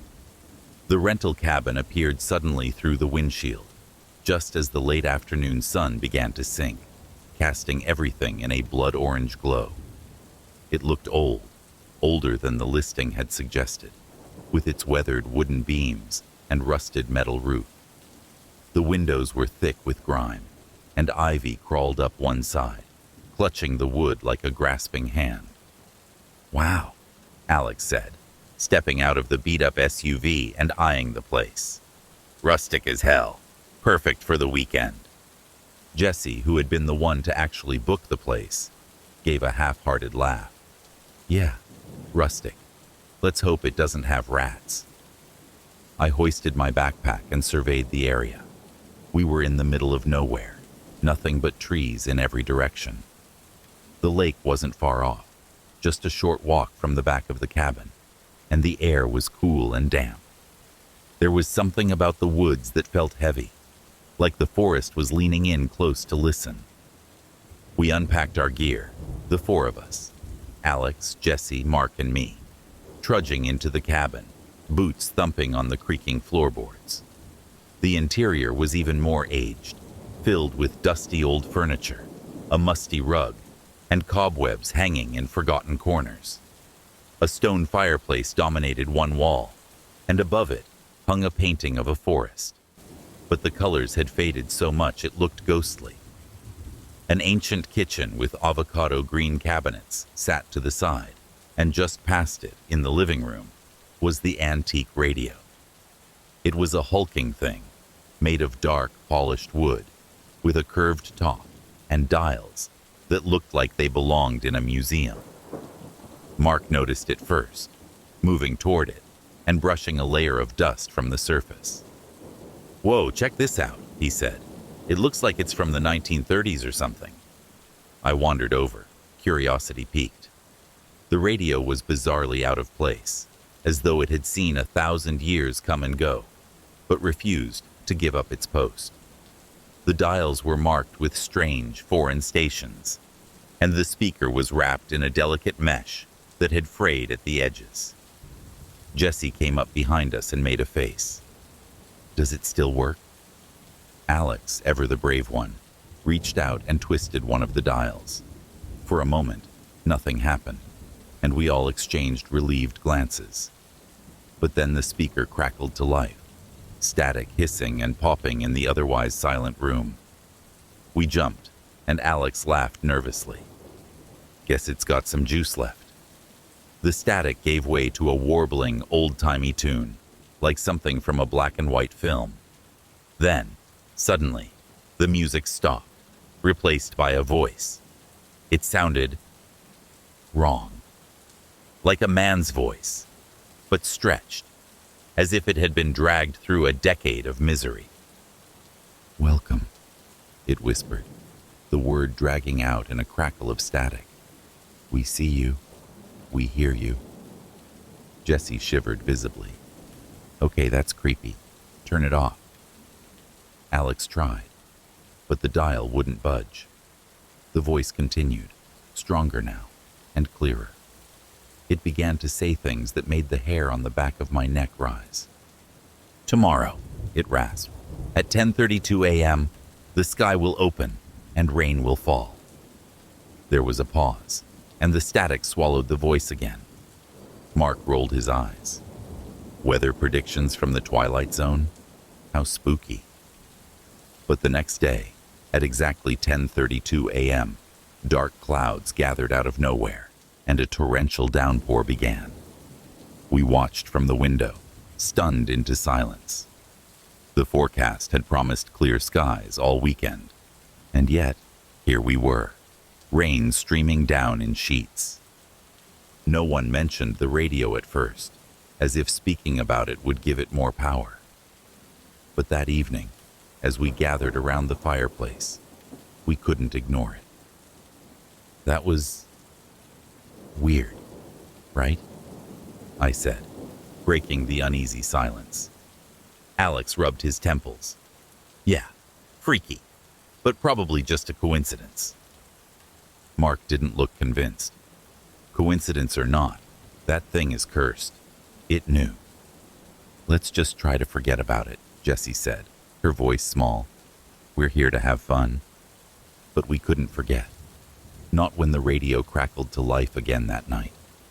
We had all been sitting in the living room, the atmosphere tense. The voice came on, slow and deliberate. "Something will break," it whispered, the words slithering through the room like a cold wind. In the dark, a sharp sound, glass shattering. We barely had time to react before a loud crash came from the kitchen. We rushed over, finding one of the old glass cabinet doors shattered on the floor. No one had been near it. The pieces lay scattered, glinting ominously in the lamplight. Jesse's hands were trembling. "This is too much. We need to leave." But the nearest town was miles away, and night had already fallen. We were trapped, the dark forest pressing in around us, the cabin suddenly feeling more like a cage than a retreat. And then, just before midnight, The radio came on one last time. We all stood frozen, the firelight flickering across our pale faces. The voice, now sounding almost gleeful, hissed from the speaker. "It will come inside," it said. "Soon, very soon, and it will not leave empty-handed." The radio cut out, the room descending into a suffocating silence. We held our breath, listening. The air felt heavier, thicker, and I could have sworn I felt a presence, something watching us from the shadows. We waited for a sound, a sign, anything. But all we heard was the crackling of the dying fire.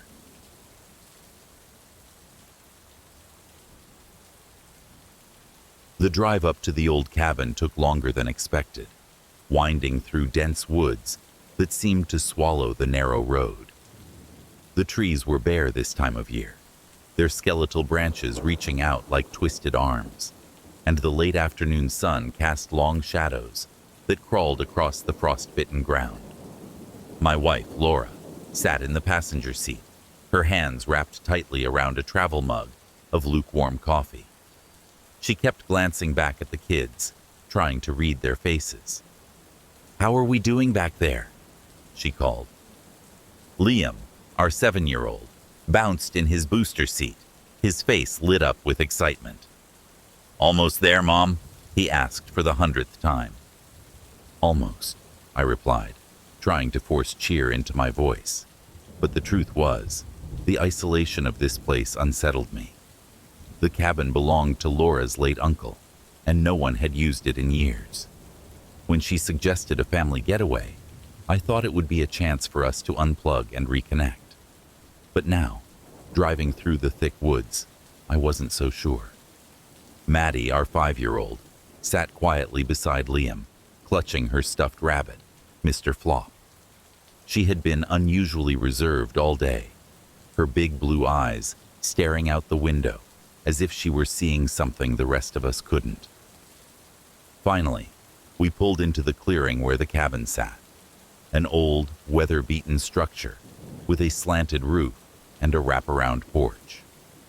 The air felt colder here, and the quiet was almost unnatural, pressing in on us like a thick fog. We piled out of the car, stretching our legs. Laura and I began to unload bags, while the kids ran up to the porch, their laughter echoing through the empty woods. Inside, the cabin was just as I imagined, rustic with old pine walls, a stone fireplace, and a scattering of worn-out furniture. Dust motes danced in the shafts of fading light, and the smell of cedar mixed with the stale air of a place left undisturbed for too long. Liam and Maddie were already exploring, their footsteps pounding up the creaky wooden stairs to the loft where the bedrooms were. I watched them go, feeling a pang of worry I couldn't quite explain. "Everything okay?" Laura asked, touching my arm. I shook off the feeling and forced a smile. "Yeah, just tired." Dinner was simple: heated soup and sandwiches. The kids ate quickly, eager to play before it got dark. We let them run around outside for a bit, their laughter floating back to us from the clearing as Laura and I sat on the porch, finally catching our breath. When the cold became too much, we called them back inside. As we gathered by the fireplace, Maddie seemed quieter than usual. She sat cross-legged on the floor, whispering to Mr. Flop. Then she glanced up at me, her expression solemn. "Daddy," she said softly, "can I tell you about my new friend?" I glanced at Laura, who raised an eyebrow, but said nothing. "Sure, sweetheart," I replied, kneeling beside her. "What's your friend's name?" "His name is Jacob," she said, her voice dropping to a near whisper. "He's very tall and has dark eyes. He lives here in the cabin." My stomach tightened. "Jacob, huh? Is he nice?" Maddie's eyes darkened, and she clutched Mr. Flop tighter. "Sometimes," she said, "but he gets angry if you don't play his games." Laura laughed uneasily. "It's just an imaginary friend," she said, more to herself than to me. "Kids do that, right?" "Right," I echoed, but the unease wouldn't leave me. The first night passed without incident, but I slept poorly, my dreams full of whispering shadows and the feeling of being watched. The next morning, Maddie seemed fine, though she insisted Jacob wanted her to play hide and seek. We humored her, and she spent hours running around, giggling and hiding in closets and behind furniture. Liam joined in, but he seemed less amused, sticking close to Laura and me. By the third day, things began to change. Maddie's behavior became stranger. She would stand in the corners, murmuring to herself, and her giggles started to sound wrong. One evening, while Laura and I were chopping vegetables for dinner, Maddie screamed from the living room. We ran in, finding her on the floor, clutching her knee. "Jacob pushed me," she cried, tears streaming down her face. Laura pulled her close, whispering soothing words. I glanced at Liam, who stood wide-eyed and pale. "It wasn't me," he said. "I swear." I knelt down beside Maddie. "Honey, there's no one here," I said, trying to sound calm. But she looked at me with an expression I'll never forget, half terror, half pleading. "Jacob said he doesn't like you," she whispered. That night, I couldn't sleep. I lay in bed, staring at the dark ceiling, my mind racing. Around 2 a.m., a sound broke the silence, a soft, dragging noise from the living room. I got up, grabbing the flashlight from my nightstand, and crept down the hall. The beam of light swept over the room, illuminating the fireplace, the old couch, the kitchen beyond. Then I saw Maddie.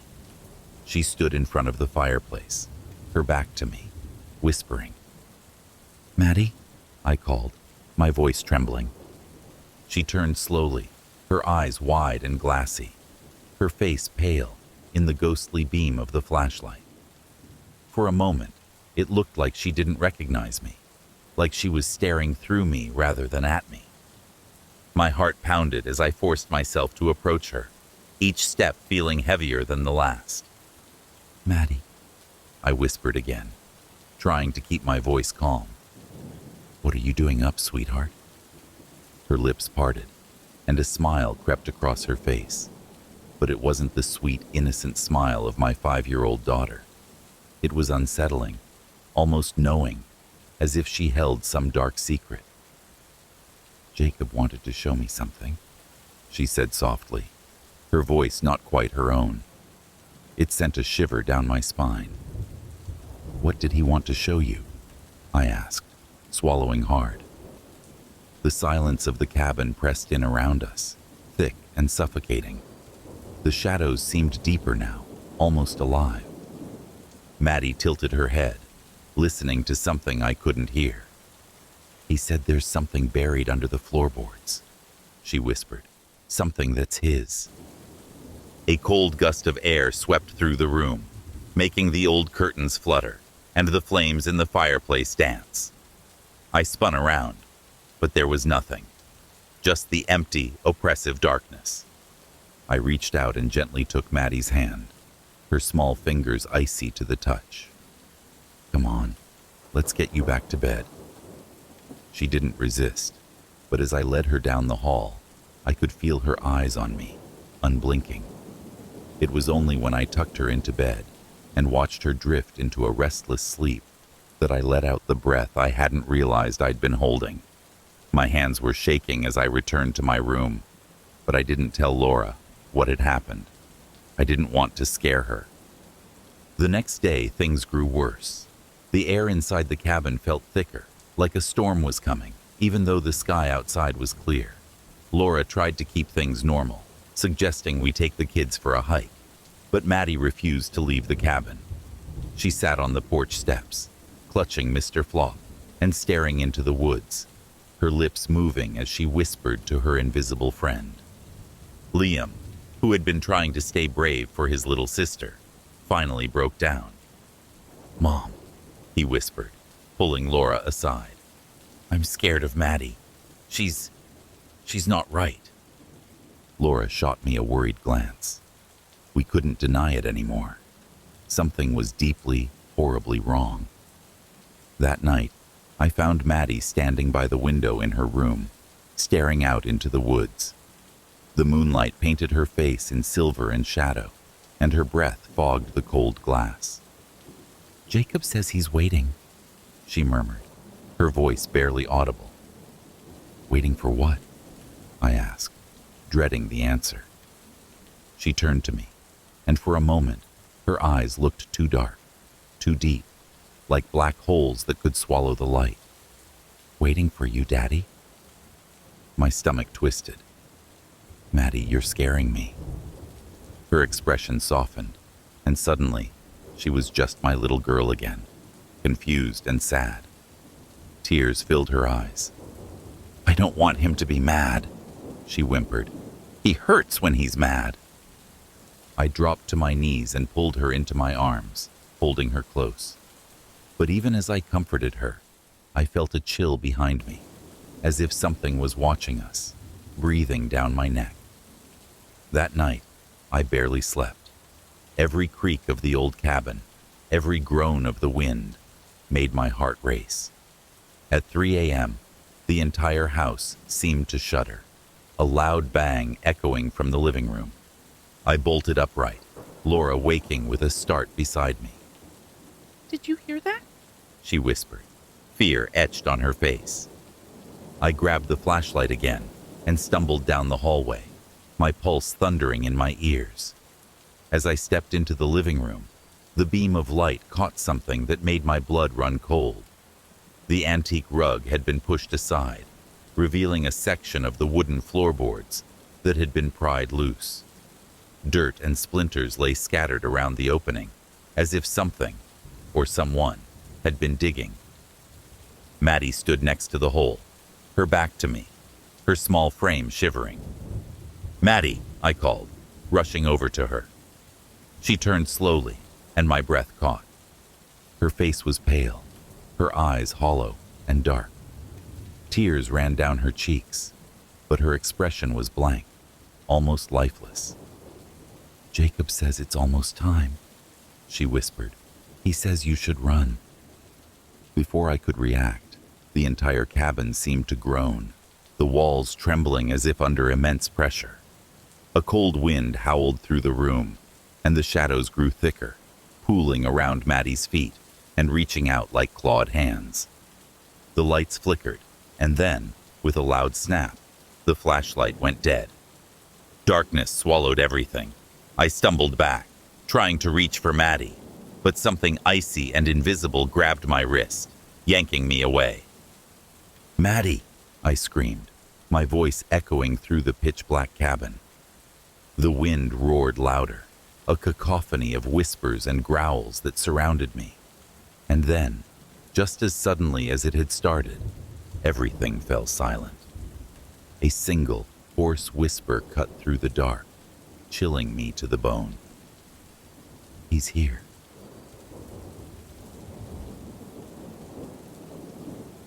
I was looking for solitude when I found the cabin, nestled at the end of a winding dirt road that carved its way through a dense, ancient forest. The cabin was small but sturdy, a forgotten relic surrounded by nature. It seemed perfect for a few days of isolation, just me and the wilderness, a chance to recharge. When I stepped inside, I found it just as advertised, rustic but comfortable, with old wooden furniture, a small wood-burning stove, and a thick layer of dust that suggested no one had been here in quite some time. I unpacked, settled into the silence, and decided to explore. The first day passed peacefully. I took long walks, letting the quiet of the woods settle over me. It felt good to disconnect from everything. As the evening descended, I sat on the porch, listening to the distant rustle of trees in the breeze and the calls of birds settling down for the night. By the time I went inside, the sky was a deep navy blue, and the forest was shrouded in shadow, I was about to start a fire in the small hearth when I noticed something strange. There was a leather-bound notebook on the coffee table, its edges worn and the cover cracked. It hadn't been there earlier, or at least I didn't remember seeing it. Curiosity got the better of me, and I picked it up, brushing away a thin film of dust. The words on the first page, scrawled in shaky handwriting, read, "The Watcher's Journal." I frowned and flipped to the first entry, May 4th. I've begun to notice the little things, the way the forest seems to hold its breath at dusk, how the trees seem to whisper secrets when the wind blows just right. But it's not the forest that bothers me. It's the feeling of being watched. No matter where I go, there's a presence. I can't see it, but I know it's there, always in the corner of my eye, lurking just out of view. May 6th. The presence is stronger at night. I wake up feeling like someone is standing at the foot of my bed, staring. The floorboards creak as if under the weight of heavy footsteps, but there's no one there. I keep telling myself it's my imagination, that the solitude is playing tricks on me. But I know better. May 9th. I finally saw it. A figure in the woods, watching me from the shadows. It was tall, its body wrapped in darkness, with eyes that glowed faintly. When I blinked, it was gone. But it was real. I'm not alone out here. I stopped reading, my pulse quickening. The fire in the hearth crackled softly, but the warmth didn't comfort me. The words felt too real, too close to home. I set the journal down, my hands trembling slightly. The sensation of being watched began to creep over me, prickling the back of my neck. I forced myself to stand and check the locks on the doors and windows. Everything was secure, but the sense of unease lingered. I told myself it was just a story, someone's attempt at fiction, left behind in this forgotten cabin. Yet, as the night wore on, the forest outside seemed darker, the silence heavier. The next day, I tried to shake it off. I spent most of the morning exploring a stream I'd found nearby, wading through cool, clear water and letting the sound of the current distract me from the journal. But even in the daylight, the feeling of being watched didn't leave me. I found myself glancing over my shoulder more often than I cared to admit. Back at the cabin, I considered throwing the journal out, but my curiosity wouldn't let me. As the afternoon faded into evening, I picked it up again, drawn to the entries like a moth to a flame. May 11th. It's closer now. Last night, I heard whispering outside the window. I couldn't make out the words, but the voice was low, raspy, and relentless. The figure in the woods has moved closer. I see it almost every evening, standing at the edge of the clearing, watching. May 13th. I found footprints today, large, deep prints circling the cabin. They lead into the woods, but I don't dare follow them. The whispering has gotten louder, and now I'm sure the voice is saying my name. May 15th. I can't stay here any longer. It's not safe. I'm being hunted. If someone finds this journal, leave. Don't make the same mistake I did. It wants something, and it's waiting. A cold dread settled in my stomach. I dropped the journal as if it had burned me, and backed away, my breath coming in shallow gasps. Suddenly, the quiet of the forest felt oppressive, the stillness suffocating. I glanced at the windows, half expecting to see a shadowy figure standing there, watching me. And then, as if summoned by my fear, I heard it. A creak on the porch, the unmistakable groan of wood under pressure. My heart leapt into my throat. I grabbed the nearest heavy object, a rusted fire poker, and held it in front of me, hands shaking. Another creak followed, and then silence. The journal's warnings echoed in my mind. It's closer now. It wants something. I took a cautious step toward the front door, every nerve in my body on edge. My breath was loud in the quiet, and I strained to hear anything else, any whisper or sound that might give away what was out there. Then, through the window, I saw it. A figure stood at the edge of the clearing, half hidden in shadow.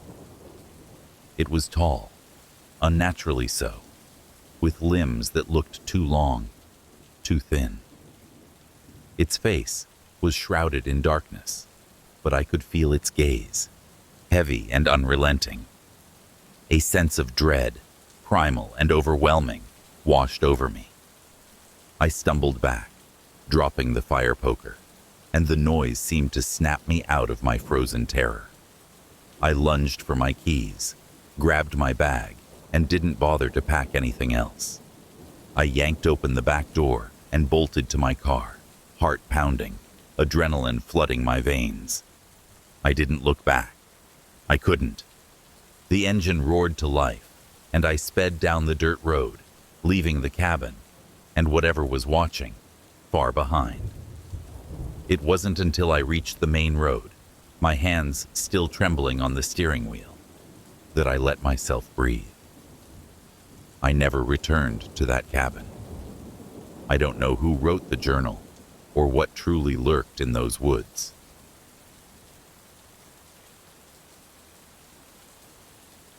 The cabin was supposed to be a safe escape from the hustle and bustle of the city. It was tucked far away in a forest, so thick that sunlight barely reached the forest floor. The rental company had assured me that it was the perfect spot for solitude, writing, and reconnecting with nature. I was eager to embrace the quiet and the peace. The first day was exactly what I'd hoped for. I unpacked, took a long hike through the woods, and cooked a simple dinner. The silence of the forest was unlike anything I had experienced before, almost overwhelming, but comforting. The only sounds were the occasional rustle of leaves or the distant caw of a bird. I sat on the porch that evening, watching the sun set behind the towering pines, and felt a rare sense of calm. It was the second morning when things began to feel off. I had just poured myself a cup of coffee and was stepping out onto the porch when I noticed her. A little girl, no older than 8, stood at the edge of the clearing. Her dress was white, but stained with dirt, and her long hair hung in messy, tangled waves. She stood completely still, just watching me, with wide eyes that seemed too dark and too deep. A chill crept over my skin. What was a child doing out here, all alone? I set my mug down, swallowing the sudden lump in my throat. "Hey there," I called out, trying to sound friendly. "Are you lost?" She didn't move, didn't speak, just stared at me with those unsettling eyes. I took a step toward her, but she turned and vanished into the woods, her bare feet making no sound on the forest floor. I hesitated, debating whether or not to follow. My gut told me to stay put, but the thought of a lost child wandering the forest gnawed at me. I grabbed my jacket and headed in the direction she had disappeared, my heart beating faster than I cared to admit. I called out to her as I walked, my voice echoing through the trees. "Little girl, are you okay? Where are your parents?" The forest swallowed my words, offering no response. The deeper I went, the colder the air became, and the trees seemed to close in around me, thick and imposing. It felt as though the woods were watching, holding secrets just out of my reach. After what felt like an eternity, I gave up and turned back to the cabin, unsettled and exhausted. I told myself that maybe she had found her way home, or to whoever she belonged to, but the encounter left a knot of anxiety in my stomach that refused to go away. That night, I struggled to fall asleep. The cabin creaked and groaned, the old wood expanding and settling. I lay in bed, staring at the ceiling, listening to the silence. Just as I was drifting off, a soft giggle cut through the dark. I shot up in bed, my pulse thundering. The giggle was high and childlike, coming from just outside the window. I threw off the blankets, grabbing the flashlight I had left on the nightstand. My hands shook as I clicked it on and aimed the beam at the window. The light caught nothing but glass and the faint outline of the trees beyond. I stood there, heart pounding, and waited. The silence stretched, thick and heavy, before another giggle sounded, this time from the porch. I crept to the living room, gripping the flashlight like a weapon. My hands were slick with sweat, and every instinct told me not to open the door. But I had to know. I pulled the door open and shined the flashlight into the clearing. The beam illuminated the tall grass, the tree line, and the little girl. She stood at the edge of the porch, just a few feet away. Her eyes caught the light and reflected it like an animal's, too bright, too unnatural. Her mouth curled into a smile, but it didn't reach her eyes. "Come play," she said, her voice thin and hollow, as if it were echoing from somewhere far away. I stumbled back, nearly dropping the flashlight. The door slammed shut in the wind, and I locked it, hands trembling. My mind raced, trying to make sense of what I'd seen. Children didn't just appear and disappear in the woods. And that smile, it was wrong, all wrong. The next morning, I was ready to leave. I packed my bags, ignoring the coffee I had brewed, and threw everything into the trunk of my car. But when I turned the ignition, the engine sputtered and died. I tried again and again. Nothing. The car was dead, and there was no cell service to call for help. I cursed under my breath, the sense of isolation pressing down on me. I'd have to hike to the nearest ranger station, but that was miles away, and I wasn't ready to brave the woods alone just yet. Instead, I decided to stay close to the cabin until I figured something out. I spent the day trying to stay busy, but every shadow in the forest seemed darker, every rustle more sinister. By nightfall, I was exhausted, both mentally and physically. I built a fire and sat in front of it, hoping the flames would chase away the dread that had wrapped itself around me. But as midnight crept closer, I heard it again, the giggling. It drifted through the cracks in the cabin walls, light and playful. I grabbed the flashlight, though I knew it wouldn't comfort me. This time, the giggle was followed by something else, a whisper, barely audible, like the wind carrying a secret. "Come play." I stumbled back, eyes wide, and the flashlight beam caught something. Tiny, muddy footprints leading from the door to the foot of my bed. My blood ran cold. The prints were fresh, the mud still wet, but there was no way anyone had been inside. The door had been locked. It was still locked. A slow, dragging sound came from the other side of the room, and I swung the flashlight around. There she was, standing in the shadows, half hidden but unmistakable. The little girl. Her eyes glowed faintly, and her mouth twisted into that same unsettling smile. I couldn't move, couldn't breathe. She took a step forward, her voice echoing through the cabin. "Play with me." The fire sputtered, and the shadows in the room seemed to writhe, closing in. The last thing I remember before everything went black was the sensation of cold, tiny hands reaching out for mine. I woke up outside, lying in the grass just beyond the cabin porch, shivering and covered in dew. The sun was just beginning to rise, painting the sky with pale golden light. The little girl was gone, but the sense of being watched lingered. I didn't wait to see if the car would start this time. I grabbed what I could carry and ran.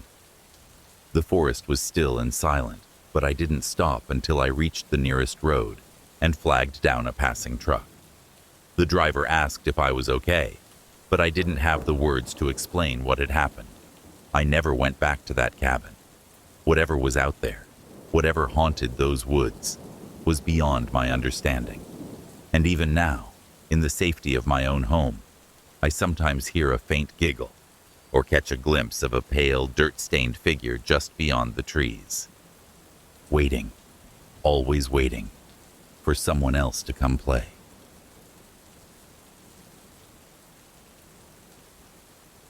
The sun was just setting over Black Hollow Lake when I arrived, the water shimmering like liquid gold under the fading light. The cabin stood nestled among towering pine trees, its rustic charm straight out of an old postcard. I parked my car on the dirt path, gravel crunching beneath the tires, and took a moment to take it all in. It had been years since I'd taken a trip alone, and I needed this. Just a few days of peace and solitude, away from the constant buzz of city life. I grabbed my bags and walked up the creaking wooden steps. The front door swung open with a groan that echoed through the quiet woods, and I couldn't help but shiver at the draft of cold air that rushed out to meet me. Inside, the cabin was cozy but worn, with a stone fireplace, a simple wooden table, and an old leather couch that sagged in the middle. It felt timeless, like a place frozen in a distant past, but I found comfort in the familiarity. Unpacking didn't take long, and soon I was sitting out on the small back deck, sipping a beer and watching the lake as the sky turned a deep indigo. A soft breeze rustled the leaves, and the world seemed to exhale around me. I almost felt like I could let my guard down, relax, maybe even enjoy the isolation. But there was something off, a feeling I couldn't shake. Maybe it was just being alone in such an empty, unfamiliar place. Or maybe it was the way the shadows around the lake seemed to stretch a little too far, creeping toward the cabin as the light slipped away. I brushed it off, blaming an overactive imagination. This was supposed to be a peaceful retreat, not a horror movie. The first day went well enough. I spent the morning hiking through the woods, my camera slung over my shoulder, snapping photos of the serene landscape. The afternoon was warm, and I spent hours reading on the dock, occasionally dipping my feet into the cool water. It wasn't until sunset that things started to change. I was standing at the kitchen counter, chopping vegetables for dinner, when I heard it. A whisper, barely more than a breath, coming from the living room. My hands froze mid-chop, and I strained to listen. Nothing. Just the soft ticking of the old grandfather clock in the corner. I let out a nervous laugh and shook my head. Get a grip, I muttered to myself. But when I turned back to the vegetables, the knife I had been holding was gone. My stomach lurched, and I glanced around the small kitchen. It was sitting on the counter by the sink, a good 5 feet away from where I had left it. I tried to rationalize it. Maybe I had set it down without realizing. But deep down, a cold dread had already begun to settle. That night, the cabin seemed different. The temperature dropped sharply, and despite piling on every blanket I could find, I couldn't shake the chill. I tossed and turned, trying to ignore the creaks and groans of the cabin settling around me. It was old, I told myself. Old houses made noise. But then, around 2 a.m., I woke to a loud thud, like something heavy had fallen upstairs. My heart pounded as I sat up, listening. Silence. I swallowed hard, debating whether to investigate or barricade myself under the covers. Finally, gripping the flashlight from my nightstand, I crept up the narrow staircase, each step creaking under my weight. At the top, I swung the flashlight around, its beam cutting through the darkness. Nothing. Just an empty hallway and the 2 bedrooms that I hadn't used. I was about to turn back when I noticed something on the floor. A trail of wet footprints leading from one of the bedrooms and disappearing down the stairs. My breath caught in my throat. The prints were bare, human, and still glistening with lake water. I stumbled back down to the living room, my mind racing. Grabbing my keys, I decided I'd had enough. Whatever was happening here, I wasn't going to wait around to find out. I threw my bag into the car and slid into the driver's seat, jamming the keys into the ignition with shaking hands. The engine roared to life, and I breathed a sigh of relief. But as I shifted into reverse, the car didn't move. Instead, the radio flickered on, blasting static at full volume. I fumbled with the knob, trying to turn it off, but it wouldn't budge. The static began to change, twisting and distorting into something that sounded almost like voices, whispering words I couldn't make out. "Stop," I whispered, my voice cracking. "Please, stop." The car shuddered violently, and my foot slammed down on the brake, but the pedal felt dead under my foot. The car lurched forward, and I tried to steer, but the wheel wouldn't respond. It was as if invisible hands had taken control. "No, no, no," I screamed, trying everything, jamming the brake, pulling at the wheel, anything to stop the car. But it continued, accelerating down the dirt path toward the lake. The radio's static grew louder, almost deafening, and I could hear that voice again, clearer this time. A chilling, low whisper. "Are you ready?"